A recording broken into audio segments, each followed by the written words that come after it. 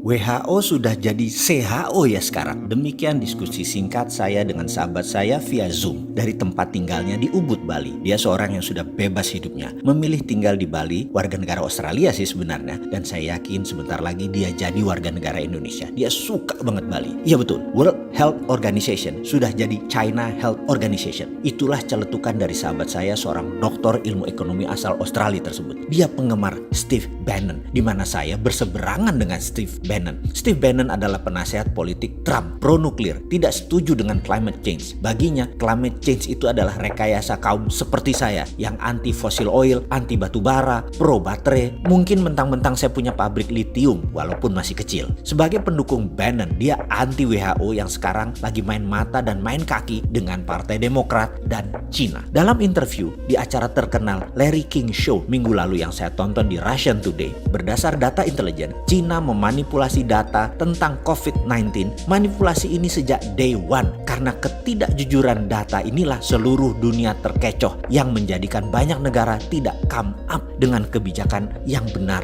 dalam menangani corona. Cina di bulan Januari dengan bos WHO melakukan false information ke seluruh dunia dengan mengatakan virus corona menyebar hanya dari animal to human, tidak bisa human ke human. Virus dikatakan hanya bisa menyebar dari binatang ke manusia, tidak bisa dari manusia ke manusia. Inilah yang membuat banyak negara jadi tidak aware, mematikannya dan kecepatan penyebarannya virus corona ini. Saat ini komunitas dunia marah dengan Cina dan mungkin akan melakukan tuntutan internasional serta sanksi bagi Cina. Cina bermain dengan siapa? Dengan bos WHO, Dr. Tedros Ghebreyesus, yang menutupi fakta sebenarnya akan fatalitas corona tahap awal ini. Dikatakan bahwa tidak terlalu mematikan corona itu. Fakta berikutnya, di bulan Januari sebelum lockdown, Cina membeli 250 juta APD, alat pelindung diri, di seluruh dunia sebagai tindakan balasan atas tindakan Amerika tersebut. Bos WHO bocorkan ke Cina sehingga Cina bisa pukul balik dengan mengunci peralatan medis yang di kemudian hari, yaitu sekarang Cina buat uang besar sekaligus membalas. 250 juta APD itu adalah separuh kebutuhan APD dunia saat ini, termasuk APD dari Indonesia dibeli Cina kala itu. Ternyata begitu dunia kena, dunia tersadar karena dikatakan tidak mematikan, ternyata mematikan, sehingga dalam false information yang jadi acuan banyak negara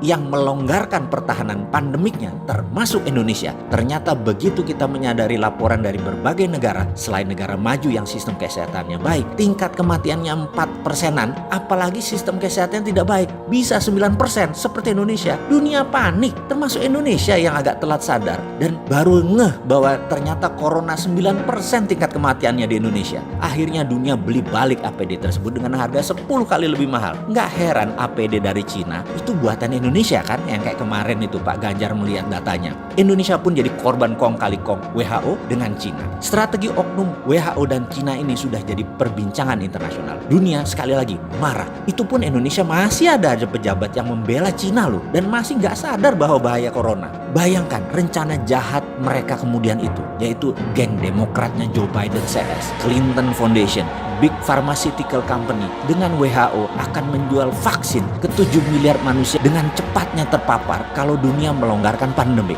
Ini big business dan ini menjadi senjata untuk menjatuhkan Trump. Ini membuat Trump marah luar biasa karena kecele dimainkan di dalam dan di luar negeri. Dia tuntut WHO, dia hentikan sumbangan Amerika ke WHO dan bahkan akan keluar dari WHO. Rencana besar akan memvaksin 7 miliar manusia di dunia ini menjadi serangan terbuka oleh Trump. Pasti dia gagalkan rencana koalisi besar Cina, Partai Demokrat, dan WHO ini. Jujur, bagi saya ini bedil sudah dikokang semua. Ini bisa military war. Mengingat sejarah sebentar ya. Kita tahu zamannya Obama, Cina itu mitra strategis. Baru zamannya Trump diperangi Cina itu. Ini info agar semua sahabat paham betapa cairnya dan dinamisnya geopolitik dunia itu. Apa yang dilakukan Trump? Trump tekan India untuk memberikan obat ke Amerika segera. India memproduksi obat corona dipaksa diberikan ke Amerika saat ini juga. Ingat, saya pernah katakan jauh-jauh hari setelah Cina, Amerika melirik India. Tadinya Indonesia ya, karena Indonesia nggak paham, jadi melirik India. Amerika bangun India persis seperti dukungan Amerika di tahun 2000-an, di mana 30% pabrik Amerika dipindahkan ke Cina. Sekali lagi, saya ingatkan, obat vaksin corona India nanti rajanya. Sahabat, data ini valid dan ada di mana-mana. Terbuka kok data ini, cek aja. Steve Bannon yang terang-terangan membuka aib WHO ini. Ceklah marahnya Trump dengan dunia farmasi Amerika yang ternyata main dua kaki dukung dan angkat Trump di awal lalu dibanting kemudian mereka pindah ke Partai Demokrat. Anthony Fauci, Director of National Institute of Allergy and Infection Disease, sebagai orang Trump di dalam penyelesaian Coronavirus Task Force, adalah orang yang bermain di 6 presiden Amerika, adalah juga orang di balik SARS dan AIDS dengan ciptaannya di Perancis. Ini salah satu yang memulai skenario biological warfare ini sejak awal dari pihak Amerika. Sekarang di COVID-19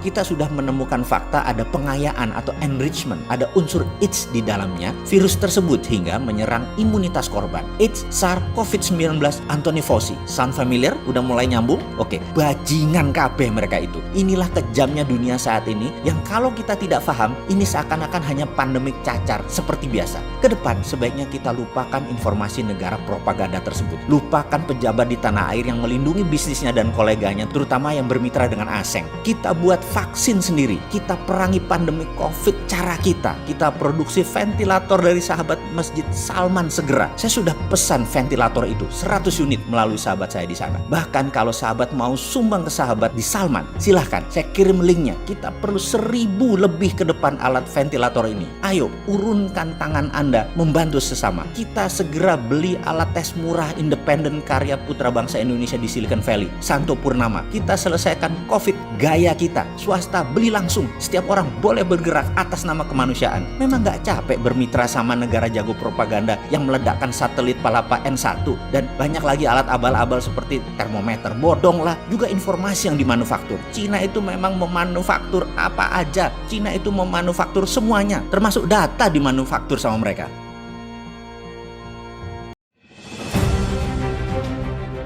Biden membanjiri ekonomi dalam negeri Amerika dengan stimulus keuangan 1,9 triliun dolar atau kalau orang awam membacanya printing money, maka Tiongkok juga pakai strategi yang sama, namun beda target market. Kita setuju tidak setuju, tahu sekali Tiongkok adalah negara agresor ekonomi. Kirinya, kalau ada perusahaan BUMN Tiongkok di suatu negara, itu artinya negara tersebut sedang diagresi ekonominya, bukan agresi militer, cara penjajah atau cara Amerika yang kuno itu. Namun sekali lagi adalah agresi ekonomi. Setelah agresi ekonomi atau serangan ekonomi, maka negara tersebut dikolonialisasi. Sumber daya alam negara tersebut pasti dikeruk habis. Yang kedua adalah kalau ada digital marketplace milik Tiongkok di suatu negara, baik tadinya milik lokal lalu diambil oleh Tiongkok, itu pastinya pasarnya negara tersebut sedang diagresi, sedang diserang. Pasar sebuah negara diserang, awalnya pasarnya dulu dikuasai, lalu jaringan distribusinya dikuasai, kemudian jaringan produk Tiongkok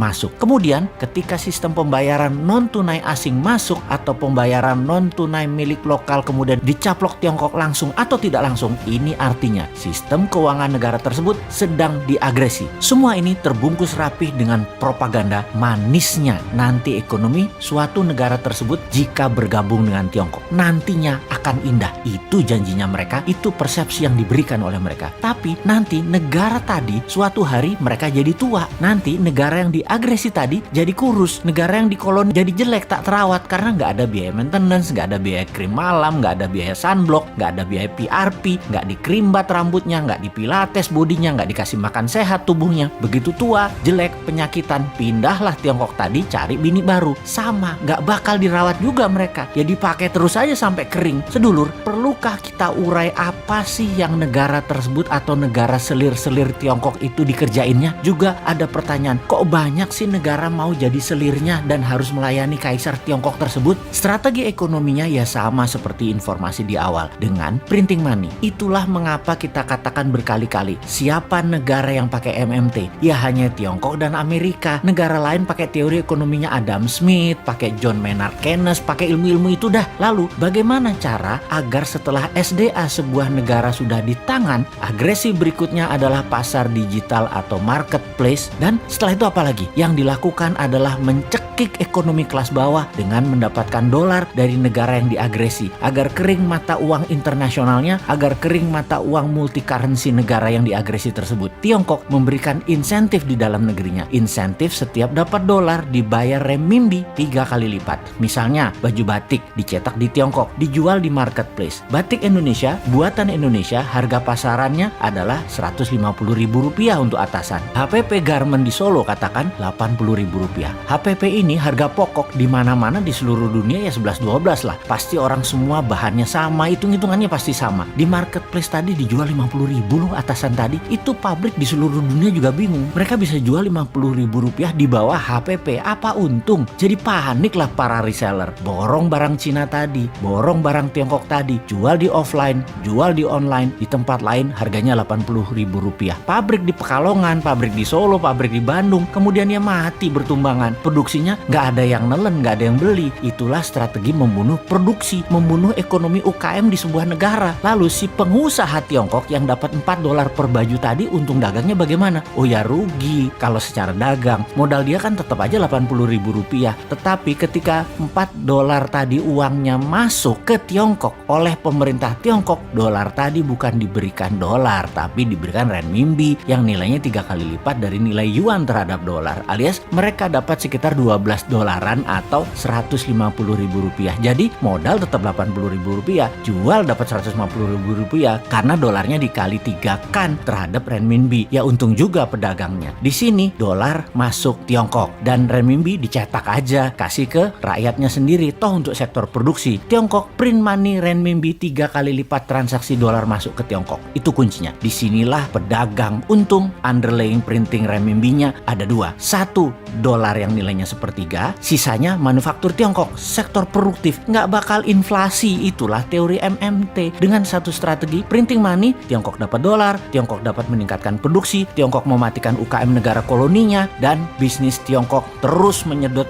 wilayah-wilayah lainnya lagi. Simpel kan bernegaranya mereka? Kok beginian aja nggak bisa ditiru sih? Tempe bener. Nyampe nggak sih ilmu beginian ke pejabat ekonomi dan keuangan negara? Oke lah, sing sabar ya kaum new mind. Kita nonton aja old mind mainin negara. Walau nggak enak nontonnya, agak wagu, kikuk.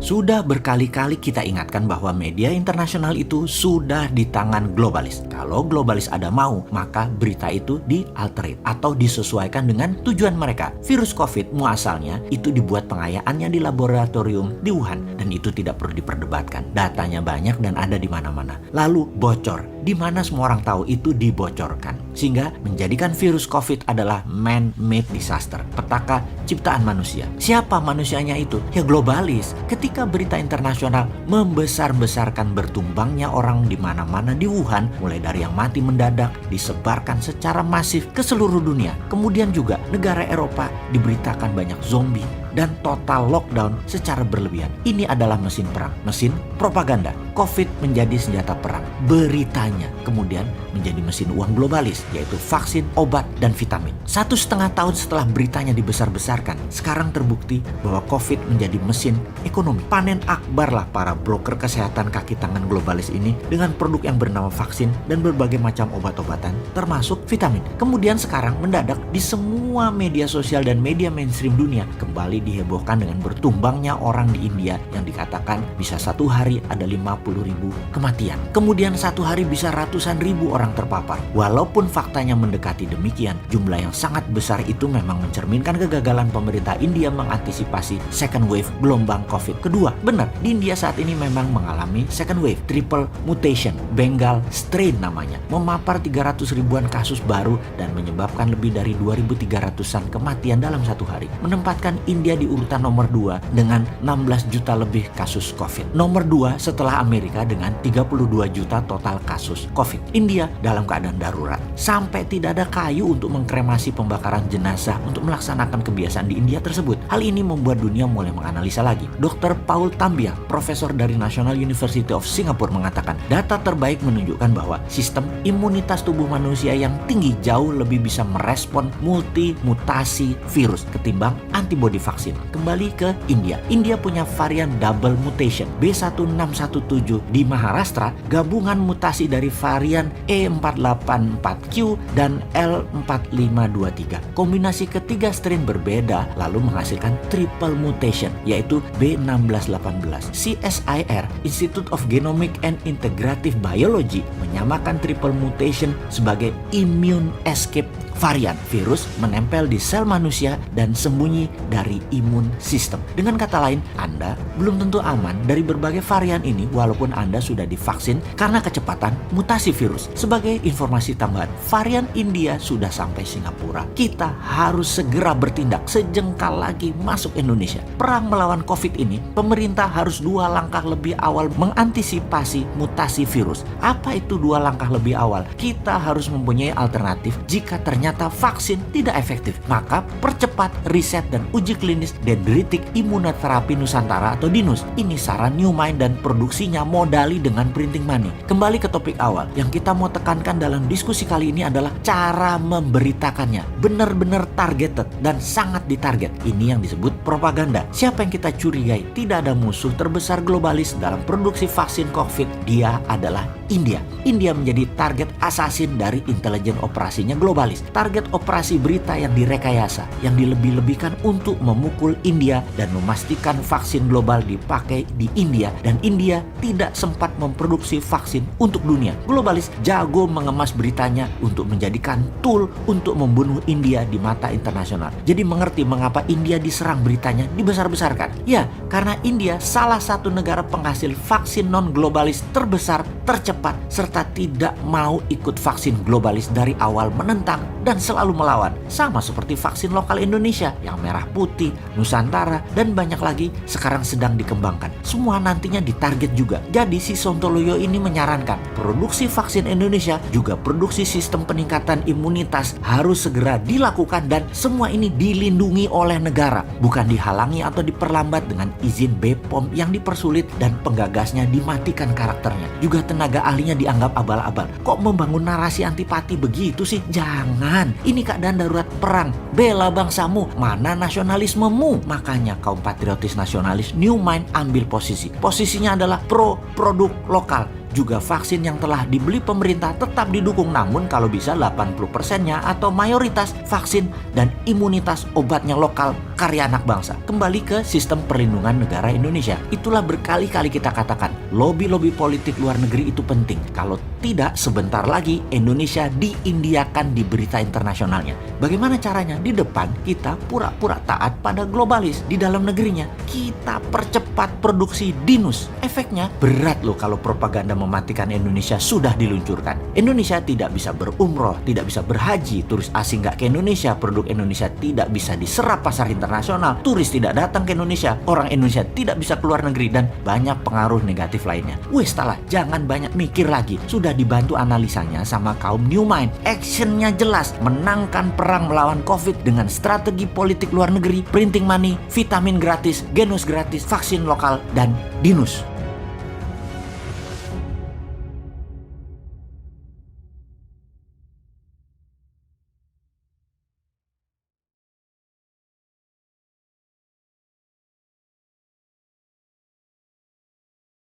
Siapa yang sangka serangan virus corona efektif memukul ekonomi Cina? Dari awal saya tidak bergeming menyatakan bahwa virus corona adalah biological warfare, perang biologi yang diluncurkan Amerika terhadap Cina. Ini semua bagi pengamat pertahanan adalah lanjutan dari perang dagang Cina-Amerika. Amerika kalah dagang dengan Cina dalam 10 tahun terakhir, atau bahasa ekonominya defisit, yang kemudian di zaman Trump Amerika balas dengan meningkatkan tarif masuk yang mahal bagi barang Cina. Ternyata tidak juga memukul Cina. Kemudian Cina melemahkan yuannya sedikit sebagai counternya. Lalu apa yang dilakukan Amerika? US juga melemahkan nilai dolarnya. Namun sekali lagi, itu tidak memukul ekonomi Cina. Lalu dilanjutkan dengan serangan terhadap Huawei yang mau menguasai jaringan 5G. Di mana kalau Cina menguasai 5G, maka berakibat kekuatan ekonomi Amerika berkurang hingga 7% atau lebih dari 900 billion dolar per tahunnya. Apa yang terjadi? Akhirnya Cina mengalah. 5G mulai ketemu titik temunya. Namun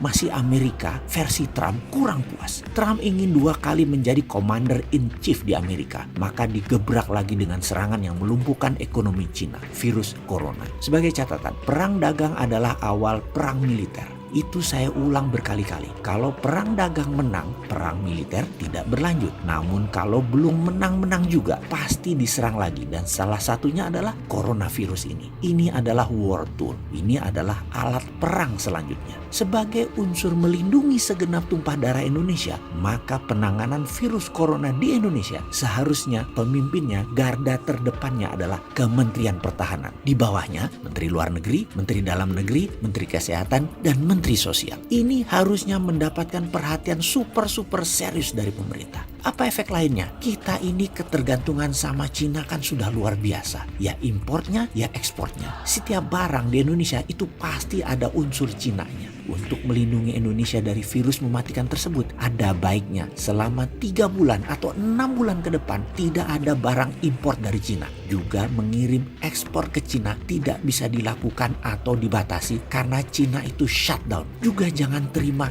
migran atau buruh Cina. Jangan, tutup. Semoga hal ini tidak ditanggapi sama pejabat yang sering melindungi kepentingan Cina di Indonesia.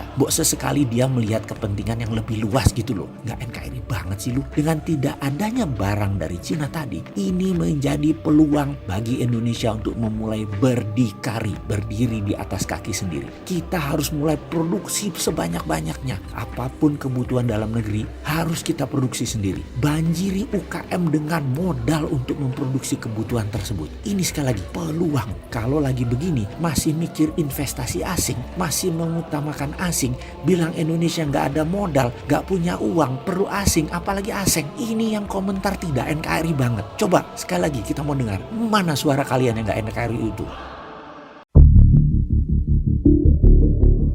Facebook menggantikan algoritma bagi mereka yang menjual hazmat, APD, sanitizer, masker tidak bisa berjualan di FB Ads. Bahkan sesuatu yang dimakan, diminum, obat, dan lain sejenisnya tidak boleh jualan melalui platform Facebook. Hal itu wajar dan dimengerti, namun di sini harus diingat, FB adalah negara dengan 2 miliar populasi, lebih banyak dari negara Tiongkok. Tidak salah kalau FB punya aturan bernegara dalam tanda petik. Kebebasan demokrasi di FB hampir tidak ada. Rakyatnya tidak bisa mengganti pemimpin FB sesuka-suka negara demokrasi lainnya. FB adalah sistem politbiro kalau mereka ini disebut bernegara. Ownernya presiden seumur hidup. Bahkan negara bukan lawan tanding negara Facebook. Hanya ketika Facebook mau membuat sistem currency sendiri yaitu Calibra, mendadak dunia tersentak. Dilarang oleh negara termasuk World Bank dan IMF. Facebook memilih menunda dengan perasaan geram. 2 tahun mereka menyiapkan hal ini semua. Sebagai bagian dari kapitalis, maka Facebook memilih konsolidasi, sebuah langkah pintar. Kita semua tahu bahwa globalis itu punya cita-cita ingin menegakkan single currency system di dunia ini untuk melawan kesombongannya mata uang dolar atau mata uang lainnya yang ingin menjadi pengendali transaksi di dunia ini. Semua mata uang sebuah negara dianggap tidak amanah, masih ada inflasi karena mismatch antara uang beredar dengan hasil produksi. Algoritmanya tidak berbasis emas yang stabil, tapi emas juga jadi komoditi saat ini. Juga harganya emas tersebut bisa dimainkan. Banyaknya, rumitnya, saling silangnya perebutan kekuasaan militer di dunia antara negara satu dengan negara yang lain membuat globalis punya pandangan lain melihat dunia saat ini. Mereka ingin juga menyudahi negara-negara atau kerajaan-kerajaan ini yang mereka anggap sudah tidak genah mengelola dunia selama 2500 tahun terakhir ini. Globalis punya mimpi, satu currency, satu sistem. Dan untuk melakukan hal ini, akankah mereka melakukan penggiringan opini akan COVID-19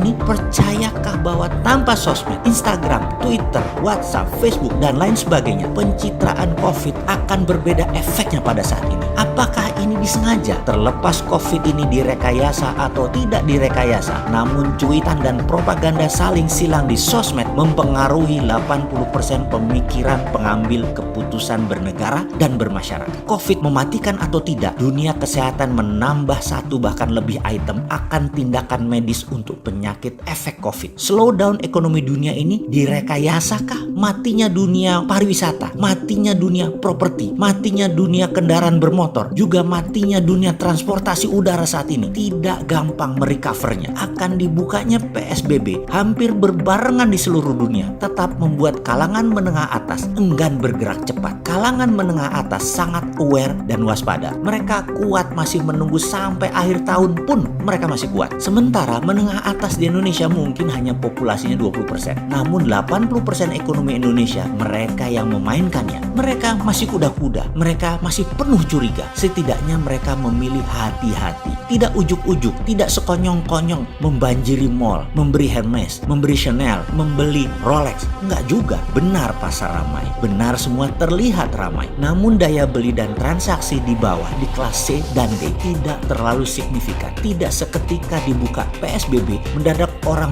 beli telur langsung 10 kilo, beli ayam langsung 5 ekor, beli minyak goreng langsung 20 liter. Tetap saja satuan, tetap saja sebutuhnya. Ini yang harus diwaspadai. Dan kalau Bosman ditanya, adakah solusi untuk memecahkan masalah ini semua? Jawabannya, ya pasti ada lah, namanya juga Sontoloyo. Sontoloyo itu kan anti globalis, anti kapitalis, bukan sosialis. Dan semua platformnya mendukung piramida terbawah yang akan di scale up dengan menunggangi kapitalis dan menunggangi globalis. Itu solusinya. Mulainya dari mana? Dari melihat apa yang dilakukan oleh para globalis menggoyang dunia. Masih ingat pernyataan saya, di negara berkembang, tindakan teror adalah untuk mengganti kekuasaan. Di negara maju, tindakan teror itu adalah untuk mengganti kebijakan. Jadi, menjalankan reign of terror adalah bagian strategi perang yang saat ini globalis lakukan. Kejadian white supremacy rasisme yang didukung Presiden Amerika terhadap kulit berwarna menjadi gerakan nasional dan menjadi gerakan dunia. Hal ini akan menyulitkan Trump berperang dengan Cina. Dalam informasi saya sebelum ini, saya katakan kalau saya Xi Jinping, saya pasti sponsori kaki tangan saya atau saya akan bangun sleeping army kita yang di Amerika, disiram dengan jutaan dolar agar gerakan itu terus menggoyang pemerintahan Trump dari dalam negeri. Jangan remehkan informasi sederhana ini, tapi percaya saya, Tiongkok sudah lakukan. Lalu modal besar ternyata di drop juga oleh George Soros. George Soros hari ini bermain terang-terangan, bermain terbuka melawan Trump, dan dia mensponsori gerakan kulit berwarna untuk turun ke jalan. Ini seru. Kemudian Joe Biden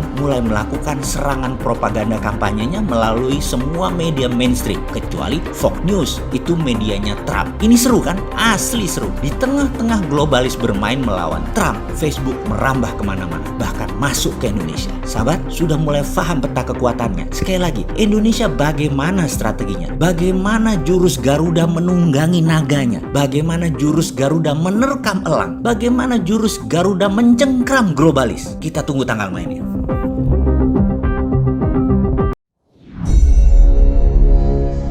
Teringat awal tahun 2020, pejabat Indonesia bercandain COVID. Ada yang mengatakan corona tidak mungkin masuk ke Indonesia, mereka akan mati karena panasnya cuaca. Ada pejabat yang mengatakan mereka nggak mungkin masuk ke Indonesia karena orang Indonesia kebal, karena makan nasi kucing. Ada pejabat yang mengatakan lagi, masuknya susah, izinnya rumit, jadi mereka tidak mungkin bisa masuk. Sampai terakhir di gedung DPR tertulis, di spanduk, COVID dilarang masuk. Lu kata COVID bisa baca apa? Intinya melecehkan dan menganggap sepele di awal, mengakibatkan apa yang terjadi saat ini, ambiar kesehatan dan ekonomi negara level bawah dan level tengah, kecuali yang dapat anggaran dan oligarki masih menganggap benar kelolaan negaranya. Yo monggo kowe sing jabat sakarep mula. Sekarang varian kedua Delta merajalela, menjadi gelombang kedua mengganas.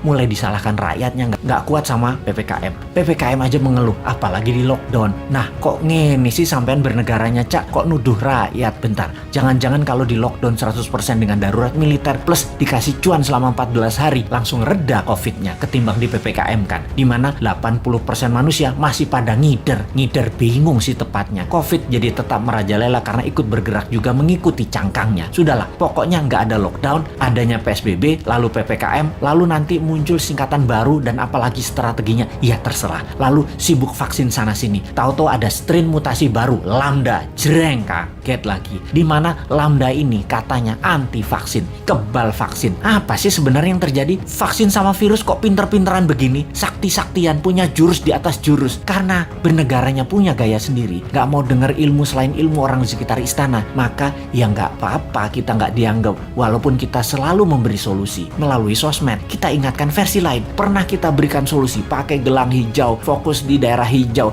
dan pakai darurat militer. Gak digubris. Memang sih, sudah pasti ide kita dilepeh. Yowis, rapopo. Kalau buat simulasi alternatif lain ada nggak? Pemerintah buat nggak? Skenario A, B, C, D, dan lain sebagainya. Sungguh loh, ini semua harusnya banyak alternatif yang kita buat solusi dengan banyak skenario. Ada skenario perang dunia invisible war, skenario pandemi untuk tujuan politik, atau ini pandemi biasa. Oh lupa, selama hampir 2 tahun ini masih kekeh COVID itu pandemi biasa. Bukan ada skenario konspirasi dan bisa selesai pakai vaksin. Dan pendapat ini dipegang kokoh, ngotot banget. COVID pandemi biasa dan selesai dengan vaksin. Itu keputusan maha benar. Kalau kita New Mind punya banyak alternatif berpikir dan skenario bertindak. Beda dengan Old Mind. Kalau ini adalah perang dunia, kita harus segera memutuskan ambil posisi dengan siapa kita berteman. Dengan Nazi atau dengan sekutu. Kalau ala perang dunia kedua. Kalau ini pandemi, biological war sama globalis, maka kita juga harus lobby internasional dengan big pharmacy. Kalau ini pandemi dengan tujuan politik, kita pepet lawannya musuh kita. Ini dari sisi hulu, dari biang masalahnya. Kalau dari sudut pandemi globalis yang terus menginginkan kendali kesehatan, maka apa yang terjadi kalau vaksin sudah 100% populasi di Indonesia, ternyata pandemi COVID tidak hilang juga. Beli vaksin lagi. Lama hal ini sudah kita pertanyakan. Namun pejabat bilang tidak mungkin, pasti hilang dengan vaksin. Iya, paham. Kalau tidak selesai, ya nggak dijawab. Lalu yang dia bilang adalah, lo ngeyel sih. Oke, kalau New Mind bagaimana? Punya skenario lah kalau New Mind. Skenario kalau COVID tidak bisa selesai oleh vaksin. Cara berhitungnya sederhana. Kalau terpapar 20.000 per hari, maka sebulan 600.000. Setahun 7 jutaan. Saat ini 3,5 jutaan. Alias total sampai akhir tahun 2022 bisa mencapai 15 jutaan. Dan ini baru memapar 5-10% populasi. Dimana kalau ternyata vaksin tidak menyelesaikan penyebaran COVID, maka 7 tahun COVID baru hilang dari bumi Nusantara. Karena untuk herd imunitas harus 70% tercapai. New Mind agar tidak bertele-tele solusi kesehatannya, ditambah memfokuskan solusi COVID adalah pakai imunoterapi, imunomodulator, stem cell, dendritic cell, multivitamin booster, dan sejenisnya selain vaksin yang ada. Pakai printing money modalnya supaya stok siap di akhir tahun 2021 ini. Kita tambah skenario, apa yang terjadi kalau setiap 3 bulan varian baru dimunculkan. Lambda yang terbaru misalnya. Ini sudah diluncurkan dan sudah terdeteksi di 26 negara sudah terpapar. Malaysia tuh masih 0 kasus, tapi sudah panik sejak bulan lalu dan mulai membuat persiapan macam-macam dilakukan. Karena yang Lambda ini kebal terhadap vaksin. Imunitas tubuh manusia yang bisa menyelamatkan diri sendiri dikasih booster. Kalau pejabat sekarang tahu nggak ya tentang Lambda, Theta, Upsilon yang bakal muncul? Atau tahu apa enggak juga kita nggak tahu. Punya rencana apa menanganinya juga kita nggak tahu. Atau atau nggak percaya bakal ada Lambda, bakal ada Upsilon, bakal ada Theta seperti awal tahun 2020 kemarin. Ya monggo. Jadi kalau vaksin tidak menyelesaikan masalah ditambah varian baru yang lebih kuat muncul, mau PPKM karet berapa lagi? Karet 4 seperti sekarang aja jebol. Kalau karet 10 pedes banget ya. Masih belum nyadar juga ya bahwa solusi selama 2 tahun ini belum terlalu tepat. Setidak tepat selalu berhutangnya untuk hal yang tidak produktif di dalam bernegara. Ayolah melobi globalis. Bisa kan? Ngerti? Cuma nanya, jangan marah dong bos. Aku ya ora paham. Cuman kasihan rakyat aja.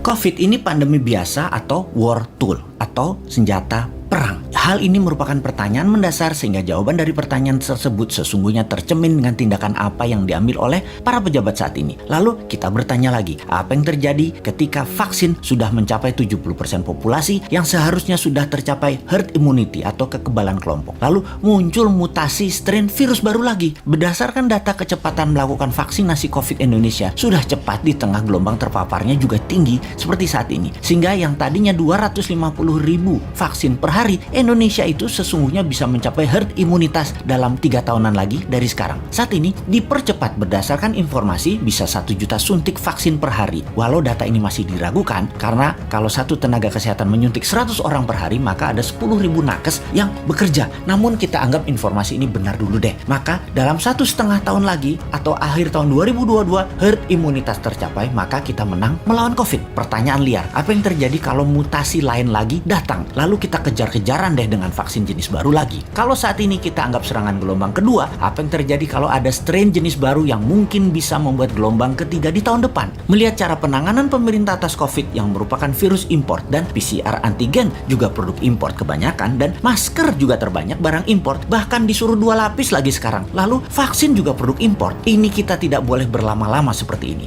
Apa nggak kita balik aja sebaiknya? Inilah masa di mana produk lokal, misalnya masker, harusnya merupakan 90% masker yang beredar di Indonesia saat ini adalah buatan lokal. Antigen tes lokalnya harus 100%. Vaksin lokal harus 50%. Atau obat peningkat imunitas yang lokal harus digenjot. Agar kalau virus mutan lagi, kita nggak terus bergantung impor yang akan membuat ekonomi negara digerogoti uang keluar atau flight capital. Sudah cara bernegaranya membatasi uang beredar menjadi tipis di tanah air, uang tadi ditarik keluar dengan berbagai kebutuhan impor, dan tunai di tanah air harus hidup dengan pinjaman dolar asing dan yuan. Rupiah kok jadi nggak berdaulat ya? Pastinya karena kebijakannya terlalu impor. Walau bisa terlihat benar karena semuanya dalam keadaan darurat, tapi kalau bernegaranya daruratnya berkepanjangan seperti ini, sebenarnya bisa nggak masuk kategori salah kelola atau mismanagement bernegaranya. Lebaran tahun 2020 nih ya, kita nggak boleh mudik, pulang kampung, mudik apalah itu. Lalu tahun 2021 berlaku lagi, nggak boleh mudik lagi. Oke lah, kita manut, 2 kali ya kita manut. Walau ada beberapa orang nggak tahan melakukan pulang kampung yang katanya mereka lah penyebab meledaknya gelombang kedua paparan COVID sekarang. Oke lah, argumen ini diterima. Tetapi kalau tahun depan 2022 masih lagi, ini namanya nggak bisa kelola. Setuju nggak kalau hal ini kita sematkan? Nggak bisa kelola negara karena 3 kali berturut-turut kita nggak pulang kampung. Kembali ke pertanyaan awal. Kita bisa simpulkan dari pertanyaan pertama oleh pemerintah saat ini, COVID adalah pandemi biasa, bukan war tool atau senjata perang biologi. Menjawab pertanyaan kedua, kalau ada strain baru, maka sepertinya ya ikut aja atas apa yang akan terjadi nanti. Kumaha engke, tak ada antisipasinya, yang ada hanyalah mudah-mudahan nggak ada mutasi lagi. Kalau terjadi berlawanan, ini senjata biologi dan strain baru, mutasi baru lagi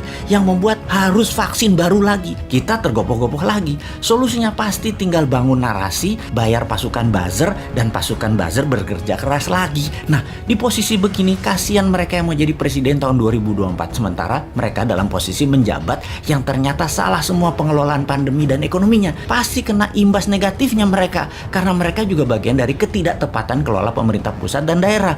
Karena yang digadang-gadang tahun 2024 kebanyakan pejabat incumbent. Di sini enaknya jadi yang bukan pejabat tetapi selalu memberikan solusi. Bahkan bukan hanya solusi, tapi saran yang dikerjakan walau dengan skala tanpa fasilitas. Bisa jadi kuda hitam nggak di tahun 2024 kira-kira dia itu? Tapi mudah-mudahan prediksi ini salah. Ekonomi membaik, COVID teratasi tahun ini. Amin. Cuman takut aja prediksi ini benar. Masa tinggal bosman tahun 2024? Ya nggak mungkin toh. Harusnya bisa 3 kali menjabat. Dukung!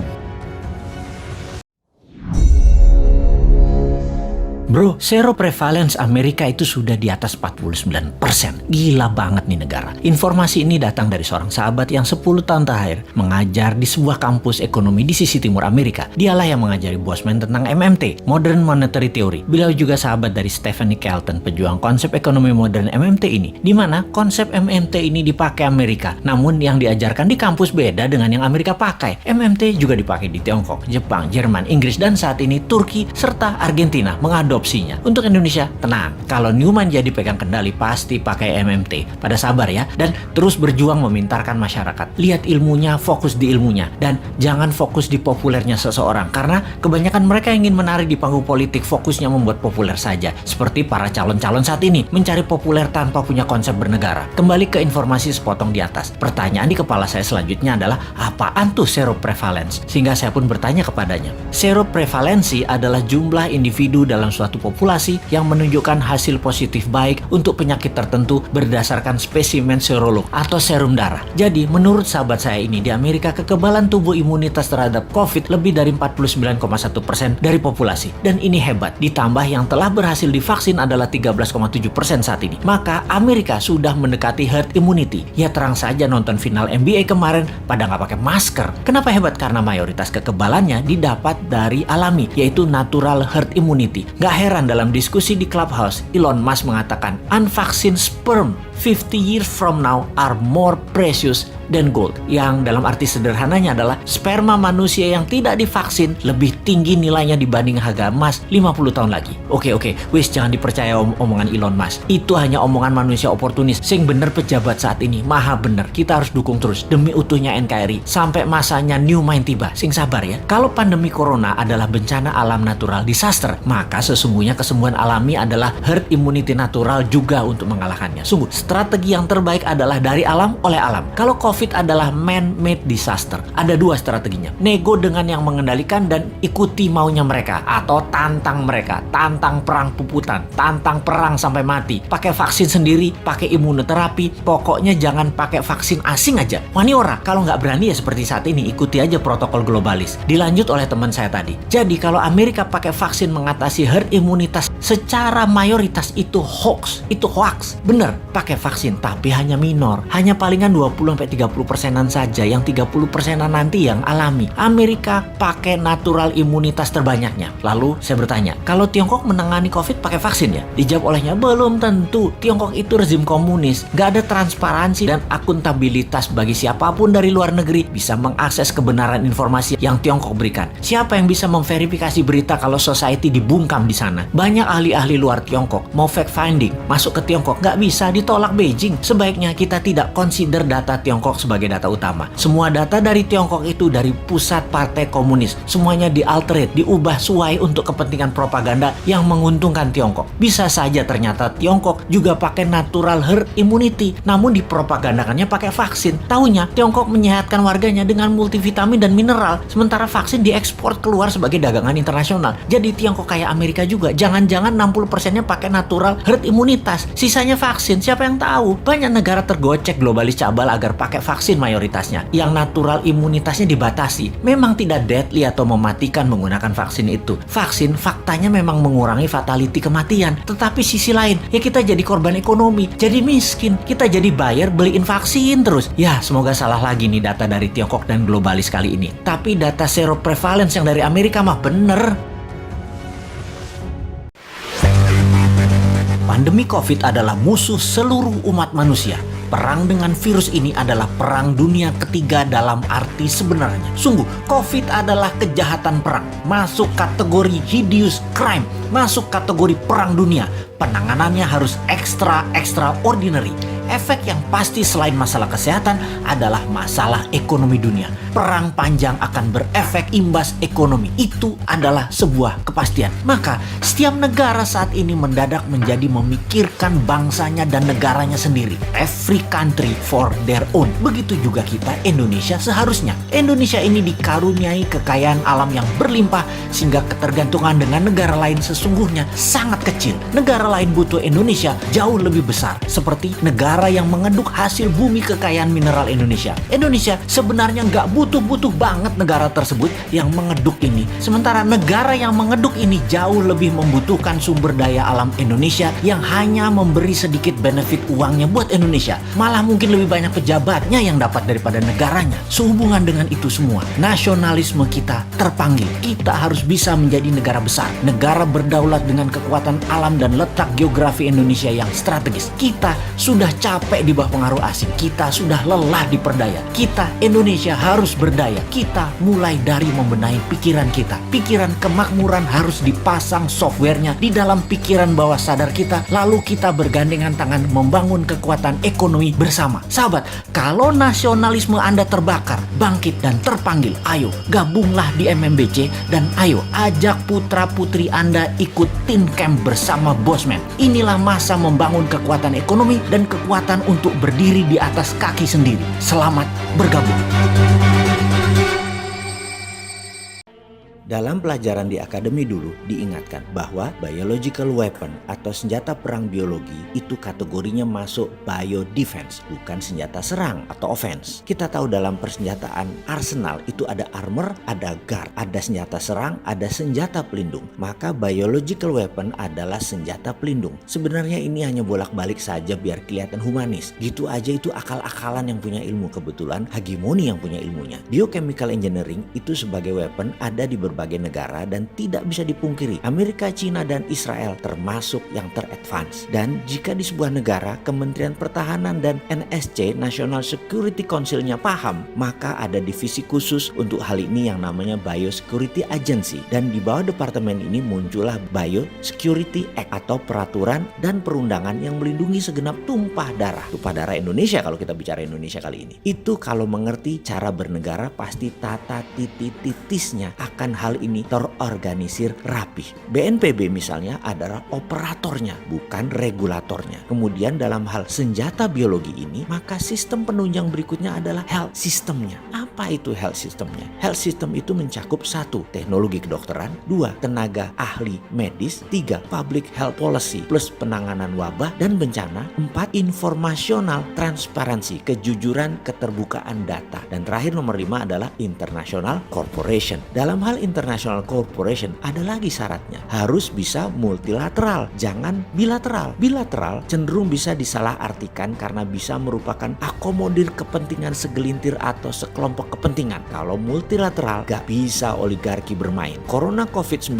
ada yang mengatakan tidak lethal atau tidak mematikan. Sampai-sampai pejabat negara juga mengatakan hal itu. Namun ini menimbulkan pertanyaan banyak orang. Tidak mematikan itu jika public health sistemnya bagus. Itu data saat ini dari kejadian di banyak negara. Tetapi seperti di Iran dan Italia itu bergelimpangan korban kasualtisnya. Kalau Indonesia 5 hal health sistemnya di atas tadi, bagaimana statusnya? Kembali ke COVID-19, corona itu sangat menular, cepat tertransfer dan masa inkubasinya 14 hari itu pelan, sehingga keburu menyebarnya tanpa terasa oleh pembawanya, dan tak terasa tahu-tahu banyak aja yang sudah terpapar. Jadi saat ini bagi pejabat negara dan politikus, inilah masa political commitment, masa pembuktian janji, bukan masa political campaign, masa mengatakan janji-janji. Ketika mengatakan kerja untuk rakyat, maka bekerjalah dengan benar untuk rakyat. Atur tata negaranya. Dengar juga pendapat mereka yang bukan pejabat namun berpengalaman. Kalau mau melockdown versi Indonesia juga bisa. Gak usah malu-malu atau gengsi. Kita ganti nama dengan istilah nyepi, biar gak ada kata down. Lalu gunakan BLT untuk masyarakat kelas bawah. Masih ada kok infrastrukturnya di Kementerian Dalam Negeri. Sekedar mengingat lagi, di akademi dulu ada sebuah sesi yang jauh lebih penting daripada menaklukkan pandemi atau menaklukkan musuh, yaitu efek after pandemic atau akibat setelah pandemi, setelah perang juga harus dipikirkan sekarang. Kalau perlu pemikiran bosman, yang Mbok sempetin diskusi, jangan gengsian dengan Sontoloyo ini. Gak baperan kok si Sontoloyo ini orangnya. Coba aja lihat haters dia yang biasanya gak jelas identitasnya. Ada yang pakai foto anjing, foto kucing, gak pernah dibalas tuh, malah diucapkan terima kasih, malah dikirim buku. Akhir kata, sekedar pengingat di ujung cerita, salah satu strategi after pandemic di mana masalah ekonomi bubrah, masalah pertahanan keamanan yang ambiar, masalah sosial kesehatan yang berantakan harus segera disiapkan, dan yang paling tepat ya gelontorkan kuantitatif easing pakai MMT, printing money. Si Sontoloyo ini tetap aja keras kepala menganggap idenya printing money adalah solusi.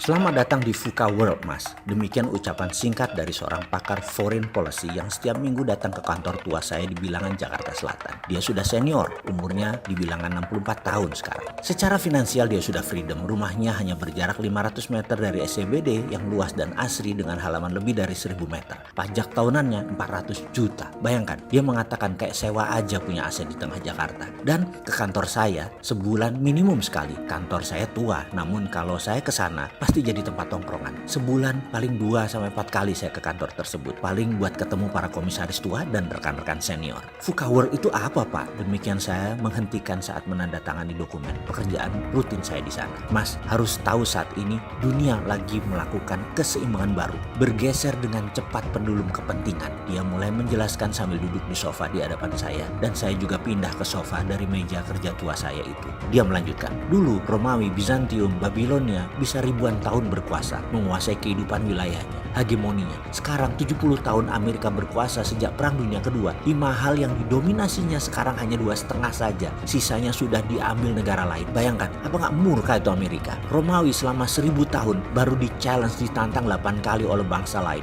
Dan Genseric yang paling berhasil memukul terak Bizantium. Amerika ini baru 70 tahun sudah keok. Ini kesempatan kita bermain, Mas. Demikian senior saya ini dengan berapi-api bercerita. Saya nggak suka dengan politikus saat ini yang di Senayan, di kabinet kerja saat ini. Mereka malah ngetek ke asing, bukan ambil kesempatan. Tuh, malu saya, kesel saya. Negara kok tidak bisa menghasilkan negarawan. Wah Pak, kalau yang terakhir ini beda Pak. Oligarki memang begitu dan nggak pengen mereka tergantikan. Saya balik bertanya, jadi VUCA World itu apa? Dia mengangguk-angguk kepala lalu dia melanjutkan. Tahukah cara mendominasi dunia? Dia bertanya. Tahu banget, saya jawab. Dari colonialization 1.0 sampai yang terakhir colonialization 5.0 ya hafal luar kepala. Kolonialisasi 5.0 ala Cina sekarang, okupansi Indonesia kan, kata saya menjelaskan. Dia mengangguk dan berkata, tapi sayang ya, gak ada yang sadar elit negara ini dan politikusnya. Iya, Indonesia adalah extended quasi teritori kan. Sudah kita teriak lama dan sudah tahu kita langkah Cina. Ya begitulah kalau pejabat tidak mengerti bahwa tidak ada freelance, minta foreign investment masuk dari Cina. Ya protokol colonialization 5.0-nya langsung dijalankan, dikasih karpet merah pula, kata dia. Gara-gara kelemahan seperti gini, negara kesatuan tuh bisa bubrah nantinya. Ya awalnya karena tidak paham pergeseran interest negara besar. Kedua, intelijen negara tidak terlalu membaca hal ini. Elit tidak paham, arahnya menakutkan, disintegritas dan ekonomi nukik ke bawah. Oke, saya minta kembali menjelaskan VUCA itu apa sih bos? Begini melihat VUCA, kalimatnya mulai terarah. Dunia saat ini mengalami aging society. Penduduk yang berusia tua itu semakin banyak, betul? Saya mengangguk. Masuk ke dunia artificial intelligence, robotik, blockchain, dan bioteknologi. Nantinya tidak perlu banyak manusia yang bekerja. Hingga unemployment dari tahun ini ke tahun depan meningkat tajam. Plus efek corona dan ini merubah bisnis model dunia. Tapi untuk menjalankan protokol itu dunia harus di-reset, harus di-restart. Ini bingungin kalau pemerintah masih menganggap semua ini biasa, bukan wartime. Pasti nggak kebaca hal-hal seperti ini. Pasti bubrah semua sendi bernegara. Beda kalau mau membangun kekayaan pribadi tanpa jabatan, tanpa korupsi, tanpa warisan. Ya nonton aja videonya si Bosman Sontoloyo itu, Road to Billionaire. Selesai urusan. Kalau bernegara ya harus paham apa isi para negara preman itu otaknya. Kembali ke urusan geopolitik dunia. World domination country terus bersaing untuk survival of the nation masing-masing. Untuk survive negara mereka. Mereka rela makan negara lain. Dan hal itu biasa. No guilty feeling, no hard feeling. Kita saat ini melihat negara penjajah itu tangannya terbuka. Hebat deh kelakuan pejabat tersebut. Dan mendapat pujian fansnya lagi. Lah bingung kita. Negara mau hilang asetnya kok nggak nyadar. Lalu ada Cold War dan Cold War 2.0 antara Rusia dan Amerika. Lalu Cina ada obornya One Belt One Road-nya Cina yang mengikat setengah penduduk dunia, lebih dari 70 negara dengan jebakan pinjaman atau dikenal dengan debt trap finansial. Cina adalah pemenang dalam financial world domination. Ini membuat Amerika shock. Hanya 70 tahun berkuasa, Amerika mendadak tersaingi Cina. Karena itu Amerika menguatkan military domination-nya. Amerika memilih main preman mengacak-acak dunia, yaitu dengan kebijakan VUCA tadi. Makanya saya mengatakan selamat datang di VUCA World. VUCA lahir dengan desain membuat dunia tidak jelas bentuknya, kacau dan perlu pengendali dunia yang namanya Amerika. Itulah mengapa virus biological warfare corona dilepas. VUCA itu singkatannya adalah vulnerable, uncertain, complex dan ambiguity. Lihat Indonesia sekarang masih mikir lokal hal ini, masih mikir sentimen agama, masih mikir politik 2024, pikir rakyat komandan. Melek dikit lah, jangan naif-naif banget bernegara. Amerika kena dampak corona. Katanya Amerika yang memulai corona. Kok kena juga? Begini saya menjelaskannya. Tapi mohon maaf ya, jangan dilihat saya ini pendukung teori konspirasi ya. Karena sejak tahun 2017 saya konstan dengan penjelasan bahwa ada yang salah kali ini di dalam mengelola negara, terutama masalah geoekonomi dan geopolitik. Salah itu bukan karena ilmunya pengelola negara, tapi salahnya adalah salah melihat geopolitik dunia, sehingga salah langkahnya dalam kelolaan bernegara. dan berimbas ekonominya hanya tumbuh 5%. Bahkan tahun ini mungkin 3,7%-an dari mimpinya 7%. Dan apakah 7% itu bisa dicapai? Bisa, tapi bukan dengan cara sekarang. Kalau cara sekarang arahnya ke 3%. Kembali ke perang dagang oleh hegemoni versus great power, di mana pasti sebentar lagi eskalasinya naik menjadi perang militer. Dan kita tahu perang atau warfare ada 7 macam. 7 macam tadi, 1 kombatan pakai bedil, yang 6 non-kombatan. Economic warfare dan biological warfare adalah 2 dari 6 warfare yang menurut saya tidak perlu dijelaskan yang 4 lagi karena orang gak ada yang peduli juga, apalagi pejabatnya. Jadi informasi kali ini ya buat mereka yang peduli saja, yang berakal sehat, yang tidak menilai baik, buruk, benar, salah, yang seru-seru saja. Amerika ingin tetap jadi hegemoni. Itu pertama yang harus kita lihat. Amerika kena juga dampaknya dari bagian casualties atau korban perang. Dari mana referensi saya semua ini didapat? Saya baru saja menyelesaikan membaca sebuah buku yang berjudul Economist at War, karya Alan Bollard, terbitan Februari 2020. Buku baru ini membuat saya tahu apa isi kepala penguasa hegemoni. Saya ini jadi nggak enak karena saya setiap bulan baca minimum 1 buku. 10 tahun ini mungkin ada 200-an buku geoekonomi dan geostrategi yang saya baca. Kalau membuat video seakan-akan sok tahu, padahal saya hanya memindahkan ilmu sedikit ini ke sahabat semua tanpa niat apapun. Kasihan kalau bernegara tanpa ilmu, hanya ilmu insting. Instingnya nggak makan pengetahuan lagi. Lalu di sekelilingnya bukan think tank kaum cendekia, hanya kaum oportunis ekonomi dan politikus. Kita jadi malu kalau dibandingkan dengan para think tank negara lain. Kembali ke topik setelah nyinyir. Maaf loh ya, nyinyir itu hanya untuk memancing emosi agar informasi dibaca atau didengar sampai selesai. Dalam buku tersebut kita bisa melihat bahwa bunga bank akan jadi 0. Saya ngakak bacanya karena MMT memang dipakai oleh Trump kali ini untuk printing money, menerbitkan dolar new value. Dan untuk menerbitkan dolar new value, Amerika perlu perang. Uang dolar lama dicetak sudah ribuan kali dari sektor real nilainya, alias kertas lebih banyak dari underlying bisnisnya. Sama seperti tahun 2008, kertas dicetak lebih dari 100 kali jumlahnya dari nilai properti yang dibangun. Karena itu harus di-reset value-nya, di-bail out semua keuangan dengan printing money baru. Kertas lama, paper lama jadi nggak berlaku. Kemudian keuangan jadi normal kembali. Sekarang printing money baru untuk menjadi hegemoni perlu perang seperti tahun 1929. Ekonomi dan saham tinggal 20%, turun 80%. Di tahun 30-an resesi, maka peranglah dipakai sebagai solusinya. Sekalian